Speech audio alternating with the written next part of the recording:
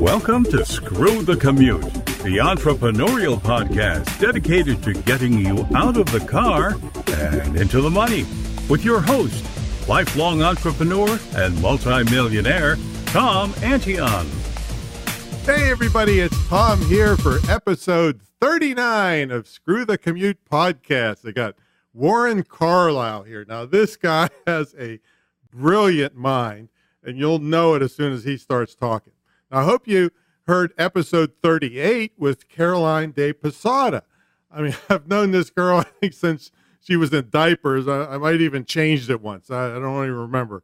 Maybe she remembers. But I love her and her dad, and you'll hear about how he really brought a famous study on marshmallows and it was a study on marshmallows, but he made it famous around the world on how about delayed gratification and the success you can have if you are a person that delays your gratification.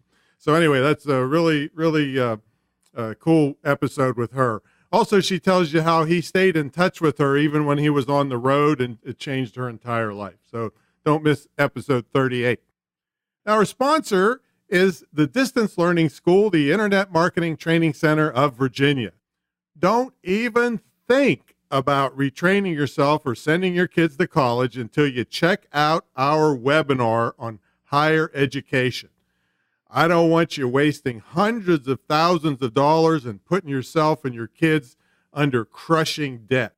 And we'll have that webinar in the show notes at screwthecommute.com. All right, let's get to the main event. Warren Carlyle is a community building strategist and the CEO founder of, wait till you hear this, Octo Nation, the largest octopus fan club with 250,000 plus members across various social platforms. This community was featured by Ellen DeGeneres, the Cousteau family, and multiple national and international nonprofit organizations. Warren helps brands and entrepreneurs leverage the connection they have with their existing clients to maximize profits by building a highly engaged following online. Warren, are you ready to screw the commute? Yeah, let's do it, Tom. Hey, Warren, good to have you here, man. Tell everybody what you've been doing. What have I been doing? So with Octo Nation, my octopus fan club, I have really been, I founded it as a nonprofit about 4 months ago. And so I've been working on creating a sustaining donor program, managing influencer relationships. We have a lot of cool people like Erica Jane from the Real Housewives of Beverly Hills, Dr. Evan Anton. He's known as America's hottest veterinarian. He's constantly featured in People magazine. Some work and a lot of fun. Well, wait a minute. 4 months ago, this has been around longer than 4 months. Oh, yeah, for sure. But as far as the nonprofit was the concerned, nonprofit, I see. New. Yeah. All right, now I got to back you up a little bit. When does a person, as part of their life progression, stop and look at themselves in the mirror and say, you know what? I think I want to get behind octopus. I mean, this is my life's call. So how did this come about? So when I was a kid, all of my family knew for my birthday or for any sort of holiday that I wanted alien stuff. So I was obsessed with aliens, just the whole idea of them. I liked the way they looked. I liked the idea that they were so mysterious and that people really couldn't explain it. And they had a big head too. And they had big heads, right. Yeah. So I was just drawn to it, and it was kind of my weird thing, as a kid. When I turned 7, I actually went to an aquarium, saw an octopus for the first time, and it was just billowing out, and it was stretching its arms, and it was a giant Pacific octopus. So it had, close to 2,200 suckers. And so watching it, I thought this is probably the closest to alien that I'm going to get. And I immediately kind of latched onto it. And then later on in my life, it came back. I guess so. With a vengeance, I might add. Yeah. Didn't know there was that many people in the world that even could spell octopus. Yeah. And a lot of times people ask me, with the whole community building strategist, when did that whole thing start too? And I come from, I'm one of 8. I'm one of 8 brothers and sisters.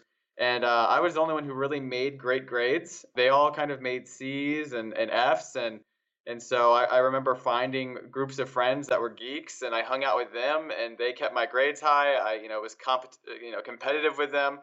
That's another kind of thing in my life where I always found communities of people my whole entire life to validate my motivations for doing things and to really, have a conversation with people that actually cared about what I was saying. And I feel like people can do that with their business. It's just figuring out, okay, how do you build that community? And so that's what really got me into being a community building strategist. It's not just, I would say, fringe topics too. You've helped a lot of people in regular business topics. Right? Yeah, medical profession. I'm working with someone now that helps people who suffer debilitating chronic, migraines, and she's building a support community. So there's just a lot of different topics, but it's finding a collective group of people that self-identify as hurting or needing help or loving something, and then bringing them all together. And this could be either profit or nonprofit, right? Absolutely, 100%. All right, now I kind of know a little bit about your background, but what kind of jobs have you had in the past? Let's see. One of my first jobs was I worked at Fiesta, Texas. I worked in a swim shop, and that stopped really soon because I dyed my hair, and this was back when your hair had to be family friendly and conventional. Wait a minute. So Fiesta, Texas, was that what is that? It's a theme park. Oh, I see. So okay, it's like a huge family theme park, and I worked there for about a year and a half, 2 years, and I worked in the swim shop there. And I actually, when I first started working there, I wanted to do stuff like increase revenue, like how do we increase revenue? How do we create multiple things? Like I was the one that came up with selling towels at the laser light show, so people didn't have to sit on the ground for $10 a pop, and I was out there slinging towels and created a new revenue stream. So when I went to go dye my hair, I thought, oh, this will be, whatever. It was, it was just kind of like a surfer look. And they said, sorry, your hair isn't family friendly. And they said, so you can either wear a hat or you can leave. And I kind of called their bluff, and I was like, they're not going to fire me. And they fired me. They totally fired me. Yeah, that happens with bluff calling sometimes. Yeah. Yeah. And so, really after that, it was a lot of sales jobs. I went to school for business, real estate, and financial development, and I worked as a bartender. And then after that, unfortunately, I had my mom, she was diagnosed with breast cancer in 2011.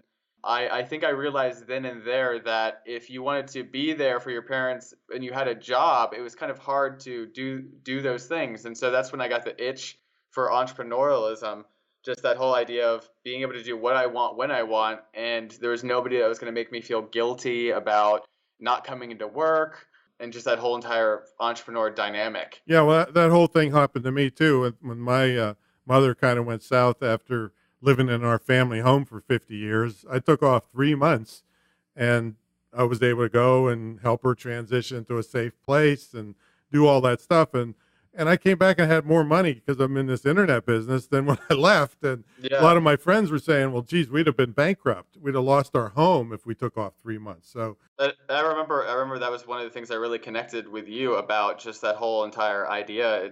It's when shit hits the fan, it's like, what's going to happen. And so I started to learn, okay, how am I going to do this whole work for myself thing?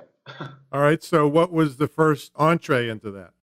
First entree into that was after my mom passed away. I went to Barnes & Noble. Where was this? This was in San Antonio, Texas. Still in Texas, okay. San Antonio, Texas. Went to Barnes & Noble, and I was really curious about what it would be like to move to New York. I didn't have my mom there, so there wasn't, my family was there, but I really wanted to change. I was kind of having like a little crisis. And so I was like, you know what, I want to move, I want to change. And so I went to the fashion section, and I started getting all these magazines, and I went back, and Instagram had kind of just launched at that point. And I started going through, and I started adding the journalists that wrote stories about male fashion photography, and I started adding celebrity fashion photographers that typically took pictures of men in fashion. And I started adding all of them and figuring out, okay, where do these people hang out? Where's their attention on a daily basis? And I've always been this kind of strategic kind of. I know your mind really is sharp and figuring things out. And I like to go places really fast. And I know with a community, I thought this is just a matter of me knowing the right people and knowing that and just in creating this community around me. And so I started adding all these people and then reaching out, a week after and asking if they needed interns. Do you need interns? I'd really like to be a social media intern for you. And finally, Chung Kai Shi, he's a celebrity fashion photographer, said, yes, I would love to have an intern. Fortunately, the job that I was working at was not, they weren't laying people off, but they were giving people, what are those packages called? Where Severance. You have severance, yeah.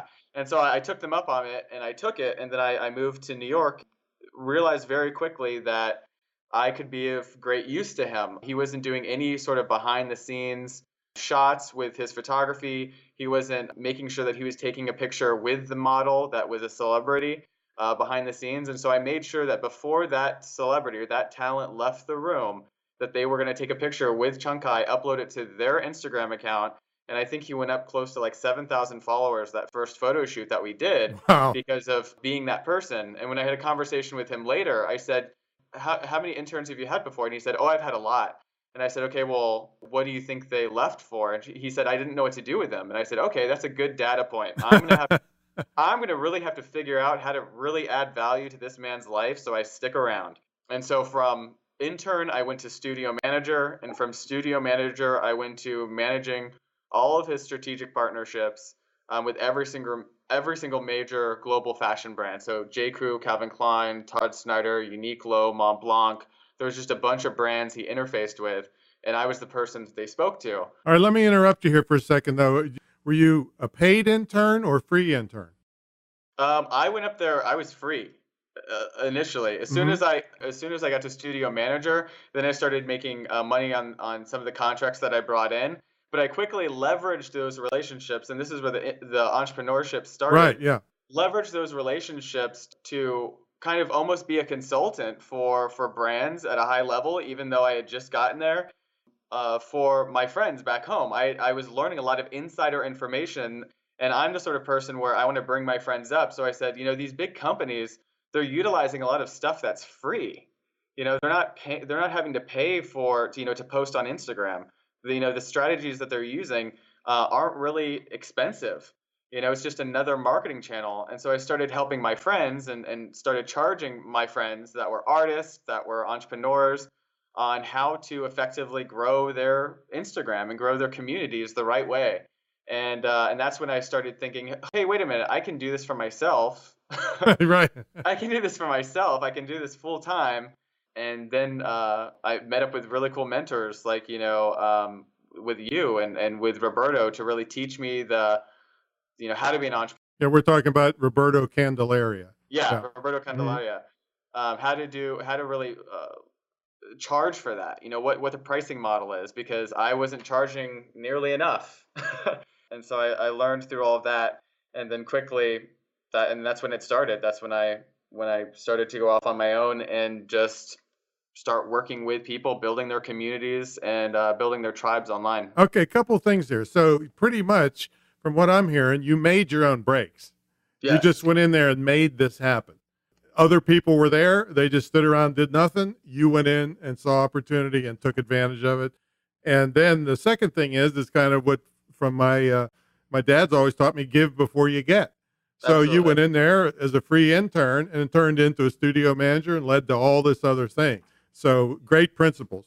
And it was fast. Like, with interns, they think they have to be an intern for a year. Go in there and show them that you are completely invaluable. You are irreplaceable. You are this part of the team that they're getting for free, but it's just like they're making so much money as a result of you that, it's in take but a week or two before I was his studio manager because of how much I was doing for him. That's amazing. See, yeah. So people just want to go sit back and be quiet and just do the bare minimum so they can go pay for their $15 latte after work, but yeah, I didn't realize it was that fast. A couple of weeks, one idea can propel you into a whole different life avenue. I was going to ask you, well, what are some of the things you can suggest to people thinking about quitting their jobs? Well, there it is. Yeah. Go find an opportunity, make something happen, be aggressive about it, because you could have sat back and been quiet. This is a big celebrity, and he'd have got rid of you too after a while because he didn't know what to do. And that's very typical with a lot of celebrities. They're great at what they do, but they're clueless about all these other things. So great for you. Now, we're missing out a big portion of your life in New York. You know what I'm talking about. Is that something? So you were a model. I mean, a seriously serious male model. Can you tell us a little bit about that life?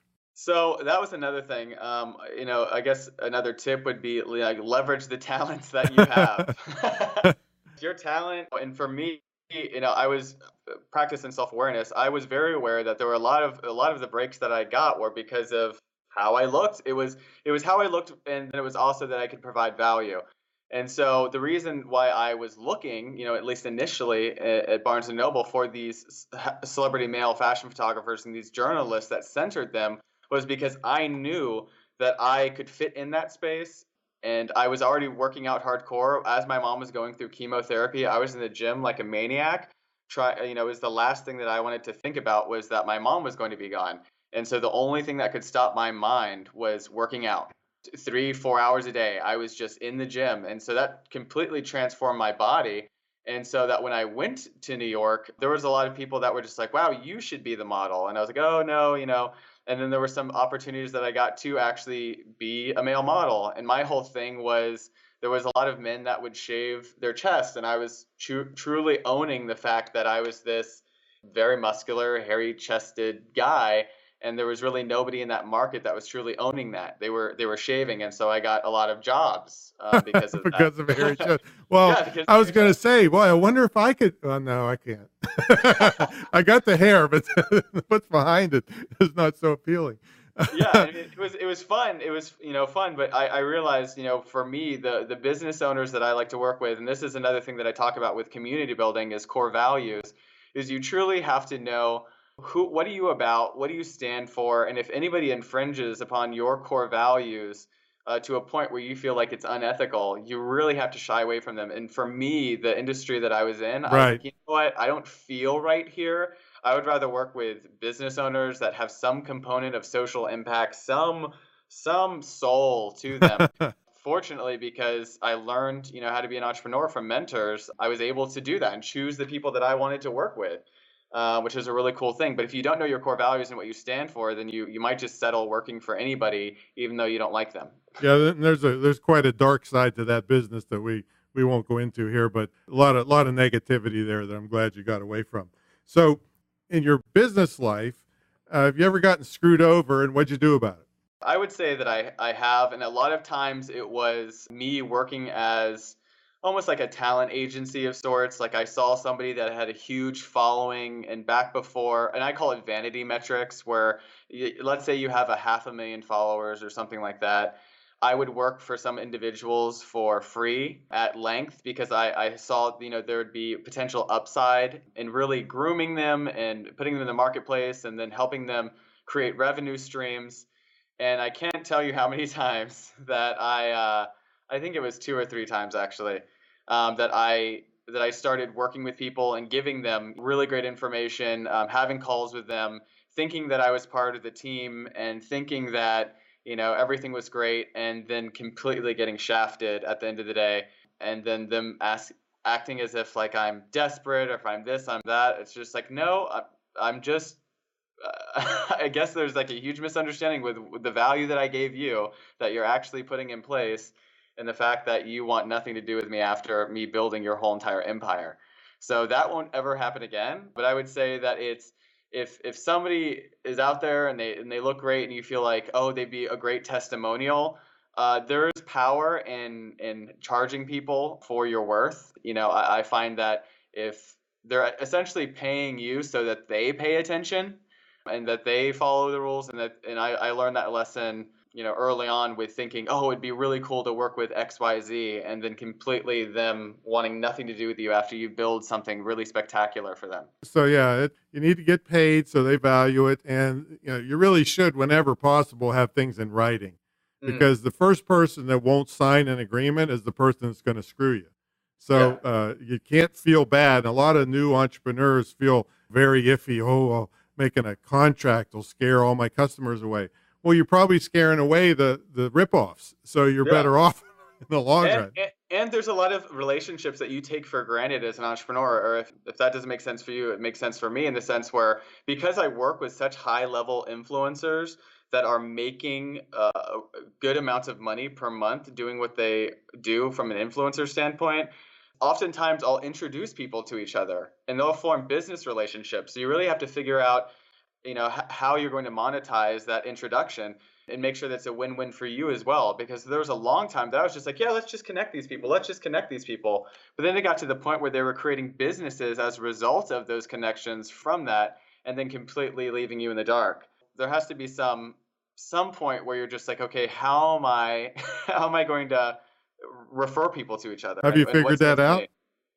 Yeah, there's a lot that you can do through CRM software with affiliate software, making sure that Hmm. you can do that, and then also just having things in writing, reaching out to both of their business managers and seeing how essentially we create something together, and just mapping that out. Okay.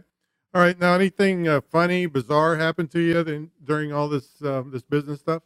I would say that the most bizarre or funny thing that happened, it has to be on the Octonation side, the Octopus fan club that I have, Just saying it because makes me laugh. I know, because there's like over 250,000 people that follow it, and Right. there's some strange stuff that happens sometimes. And actually, it just recently happened. It happened about 5 or so months ago, where I started getting all these really bizarre calls on my phone, because I've been trying all these different platforms out to share content, like Imgur and Reddit and all of these sites that if you don't you show up the right way on, you'll get trolls. Hmm. And trolls are just people that I guess they don't really have a life. Their whole sole purpose is to kind of mess with you. Right. and so somebody had added my phone number, my cell phone number, as a place to source octopus for restaurant food. And I was like, I don't know who would think to do that. And so I kept getting calls from restaurants Oh, man. everywhere that were saying, okay, what sort of how much quantity can I buy from you, and this and that. And I couldn't figure it out, because I thought, is it because my number is on the nonprofit? Is it because my number is on, I had my number on my Instagram for a while, on the Instagram on Octonation for a while. And then finally I did some SEO and research and things like that, and found out that I had been put as a reliable source for sourcing, octopus for restaurant. And I contacted the site and deleted the thing off there. But I thought that is so extremely bizarre. I think Like, I would have. I think, oh man, you missed a big revenue stream there. You could have just bought some chicken, cut it up, and sent it incentive. But I mean, like, Tom, I'm telling you, like 100 calls or so a week. Oh, but I didn't know Like, there was a big demand for. Well, I mean, what are they trying to get? Is that where you make calamari or something? No, that's squid, right? no, it's actually, I mean, now that, I mean, it's more common, than you would think now. I'm like seeing it almost every restaurant that I go to. And they always ask me, like, every single time I'm just like, hey, what's really good here? They're like, oh, I love the octopus. And I'm just like, I can't do that That's for right. obvious That's reasons. blasphemous to you. So what? Hey, what? I just thought of something. What's the difference between a squid and an octopus? So an octopus has 8 arms. Yeah. Squid has 2 tentacles and 8 arms. And so a tentacle, the difference between a tentacle and an arm is essentially an arm has suckers all the way down to the very tip of the arm. A sucker is kind of like this long kind of arm, and then you get to like a lily pad, and there's suckers on the end of it. And so squid use that to gather food and bring it into their mouth. And so those are really the big difference. See, folks, you're on this for education. You never know what you're going to learn here. So, Well, the thing is with Octonation, what I've learned is to build a community that has the headspace to even entertain a fact like that. Like, I'm not gonna, and you know this about me, Tom, I'm not gonna like go into the conversation and start talking about the optical gland of an octopus and the senescence and the childbirth, because I have a community that has the headspace to entertain that conversation. And so a lot of people make the mistake of posting about their business every single day on their personal page. And it's like, you'd be time better spent, having that conversation with a community that has the headspace to even entertain that sort of information. right. Now, what's the thing you like best about working for yourself and the worst? The thing that I like best about working for myself is that I really get to, at this point in time, I really get to pick and choose the clients that I like to work with. And that, one of my things is if we couldn't go after working together all day, or after, a call, if I didn't immediately want to go and invite you out to have a drink with you or go to have dinner with you, then we're probably not the best fit to be clients, because I really like to have that relationship and really like that person to get it. Because if I'm helping them be the mouthpiece to this huge community, I really want to really like what they're doing. And so a lot of the projects that I work with are people that I'm like, wow, what you're doing is going to change and help the lives of so many people, and you're the perfect person to do it. You're talented, and I really like to grow those people into doing just that. And so I'd say that's my favorite part, is that now I'm not just like, oh, I have to do this because I have to make money. And now I'm at the point where it's like, I really don't like this person, but they give me a paycheck, and I never want to be in that position again. Right. And so that's a really cool thing about entrepreneurship. The thing that I would say I like the least, it still goes back to the work-life balance, I guess, aspect of it, is really trying to balance, because I love what I do so much. The Octonation side is a very, community building side. It's a fun kind of group. I can kind of get lost in it being 2:00 in the morning and me like either trying to find influencers or sourcing information, or all of these things that I have team members for now. I just still love to do it. And so it's kind of like that balance of, okay, like turning it off and then walking Walt, which is my German Shepherd. Yeah, Walt. And why did you get Walt, by the way? Because I mean that's truly it. I mean, Walt, he'll let you know he's not, I wouldn't say he's vocal to the point where he barks at you, but it's so funny that when he knows that we're about to go out and I go to look at my phone, he immediately goes, "No, you are not going to get on your phone." He's like, "Let's go." And he comes and he like goes to my leg and he's like, "No, let's go." And so it's really interesting. And he does that all the time. It's so funny. And I know that he knows, because he's the smartest dog. He knows that if I'm standing up and we're about to go outside and I go to grab my phone to look at it for a second, it could be 5, 10, 20 minutes. Right. And so he's gotten to the point where he's smart, where he goes, "Oh no, you're not doing that." And I go, "Okay, Walt, okay." And I leave. So it's good to have that person there that's like, well, I say person, Walt's a person to me. Right, of course. To say, okay, let's come on, I know you're going to go into the black hole of your phone, so you need to take me out. And so that's really nice to have. All right. Now, I'm sure some people were thinking, because I know I did in the beginning, besides you helping other people learn to do this community building, my first question to you when you had, 50,000 subscribers was, how are you going to make money with this? And I was quite surprised myself in some of the answers, one of which was underwater photographers were now wanting to showcase their work on your site and pay you. And I think you sell T-shirts. What are the revenue streams from a big community that's, by all means off the wall? I mean, it's not mainstream. Yeah. So the cool thing is, once you have the attention span of a customer or somebody who likes the same thing, they typically have a lot of different traits. So people that love octopus, what we know about them is that there's a lot of them that really like underwater photography. They really like vacationing. They're scuba divers. They really like just a lot of different things. So what happened was, you can get sponsorship. So GoPro is interested in doing giveaways. They're interested in sponsorship. There was an advertising agency that wanted to pilot a quiz on octopus, and people that won would get a certificate to Oxford, and they were willing to pay just to pilot the quiz so that they could sell that service to their other advertising clients. It was really amazing. I have the T-shirt line, which is Octonation, apparel. If you think of promotional items, you can put, octopus on just about anything. And then with artists, there's a lot of artists that they don't really have an octopus marketplace. And when you think of Octonation, there's 250,000 people who've self-identified as really loving and being interested in octopus. And so if they go to list something on Etsy, they're lucky if they sell a couple to their friends. Whereas if I list it on Octonation, on our Instagram or our Facebook channels, they're selling out. There's some artists that have told me, "Hey, would you mind taking that post down, because I physically can't make the amount that I've sold now, and I'm really backed up." And I was like, okay, I guess that's a good issue to have. Really? And so there's just a lot of different ways Yeah, you when can you go build about. a community of people interested in one thing, there's just all kinds of things that'll appear to make revenue And, from it. and then Kickstarters. I mean, if Hmm. I wanted to launch something, there's what I'm really interested in doing now is launching a coffee table book that's going to have essentially it's bringing me back to my first love, which is aliens. So it's going to be called something along the lines of Octopus or Aliens. And every single image is going to be a really close-up shot or a macro shot of octopus skin or octopus eye or something like that. And it's going to look very cosmic. And because I have a community, I could launch that Kickstarter and have it immediately funded by Hmm. people that love the topic.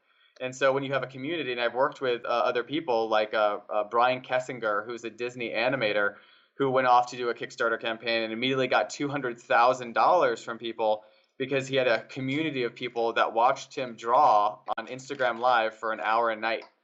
Wow. So it's really amazing what you can do when you do that. All right, so I heard you talk about your work with really big influencers, but people don't have to be already a big shot to work with you or learn from you, right? What do you have that can help them? So what I've been offering is I go around and I speak on community building, and I talk about the 6 C's of building a fanatical community for yourself or your business. Something that I created was Community Building Quick Start, which basically brings people through those 6 C's of building that fanatical tribe. And really getting people from a psychological point wanting to pay attention to your business, your page on a daily basis. And so there's a quick start guide that I created that'll walk you through essentially what is the beginning process. Like the first C is clarify, and so you can get some clarification around who it is that you're targeting. Where is it that they are currently. Where do they hang out online, so that you know how to effectively draw them to one place. So that's one thing that I've been doing, and then another thing is something that I'm about to be launching pretty soon that I'm excited about, which is a membership community for community crushers. That's what I'm calling it. And community crushers are people that want to build highly engaged followings online. And they don't want to just build followers. They want to build a community like Octonation, something that has a sustainable culture, something that you can draw revenue from, something that you can get sponsored, something that you can have events for. This isn't for the person that wants to do an e-com store selling toothpicks and make $300,000 in some weird fashion. This is for somebody that truly cares and truly wants to be that, to spearhead a huge issue and have fun and make money while doing it. Okay, and we'll have links in the show notes to check those things out, folks. If when you hear this, the new one isn't ready, we'll update the show notes as soon as Warren rolls out the second project. But the first project's going to be ready, right? For sure, yeah, Yep. 100%. All right, beautiful. So we have to take a quick break from our sponsor. We've been getting quite an education here. And speaking in education, do you know what colleges and universities are doing? Well, according to gradeinflation.com, they're raising grade point averages to make it look like they're doing a better job of teaching when there's a mountain of evidence that they aren't. So I want you to watch the eye-opening higher education webinar at screwthecommute.com to potentially save yourself and possibly your loved ones, friends, and neighbors hundreds of thousands of dollars of debt when they go for higher education. And we'll certainly be glad to help you at the Internet Marketing Training Center of Virginia, a distance learning school. All right, let's get back to Warren. And Warren, what's a typical day look like for you, and how do you stay motivated doing this, working on your own? A typical day for me, it looks like, I wake up and I walk Walt, which is my German Shepherd, and then I log into Teamwork. Teamwork is a project management software that I personally use, that I manage all of my projects in. And so after I click Community Crushers, all of these communities pop up, and I'm working with a lot of, I guess you would call them community crushers or community leaders. And I go in and I see if they've completed the tasks that I have for them. I look at their engagement on their social media channels, and these are for people that I'm either mentoring with or coaching personally. And so I check up on them almost immediately, and then I'll either text them or tweak some of the posts that they've put out online. And then I will typically go to Octonation and check on that community. It's just kind of like bouncing from different subject to different subject, which is great for me because one thing is one of my strengths is input, so I'm constantly liking to learn and take in information, and so I've just created a business for myself that I can do that. I can do that on a daily Mm-hmm. basis, and I have so much fun doing it. And so after that, pretty much I'll hook up with Roberto. We'll go eat lunch somewhere, or he will cook, and then we go typically do something at night. We hang out with friends, fellow entrepreneurs, drink some wine, and start up all over again. If I'm not traveling, which I've been doing a lot now, I actually moved out of my apartment at the end of November to go on the speaking tour with Roberto and one of his new business partners. And we've been traveling in and out of certain places, different cities, speaking. I've been speaking on community building. He's been speaking on sponsorship. And that's kind of been our life as of right now, is just doing a lot of speaking, helping a lot of people, and also me helping a lot of communities build a highly engaged following online. I think you need to take Walt, get a travel, one of those RVs, and take Walt with you on all these things. That's true. I mean, he would love that. Walt is, I remember when we first got him, we started going on road trips, and he loves them. So how do you stay motivated? Stay motivated by, this probably isn't the best thing, but seeing the success of the people that I work with, and just, I mean, the communities that they're building, and the responses that they get back. When I see it, it's social. I call it social proof. I mean, it's there, and you see where we create this culture, this community of people writing back on a daily basis. Like, this is the best account, on the planet, or this person is really helping me do this, that, and the other. For whatever reason, I mean, that just you can't really beat that. Is people really finding themselves, and they're able to do what they love. I think the cool thing that I love about community building is it doesn't matter how weird the topic is. Obviously, I'm doing it with octopus, right? But if you can do something that you love, or you have a passionate about something, and you can build a sustainable culture and community around it and business from it, I mean, it's great. It's like you wake up every single day and you have all these friends that are interested in the topic that you love. And you're essentially sharing information with them. They're sharing information with each other. It's just, I don't know. It's great. Obviously, there's a system to it, which you can find out more about in the show notes with Community Building Quick Start. But I mean, that's truly how I stay motivated, is just seeing all of that unfold in front of me. And what's the best way, if they have questions or want to work with you at a higher level, what's the best way to get in touch with you? Best way to get in touch with me is through Facebook. I mean, you can get me there at Warren K. Carlyle. A lot of times I'll be doing videos. I just did one on IGTV about all the newest updates there. Yeah, that was great. I passed that on to Lakia. Yeah, and there's a lot of things changing, with the algorithms, and every single time something changes that I feel like I need to jump on Facebook Live and tell people about this. That's probably the place that I'll do it.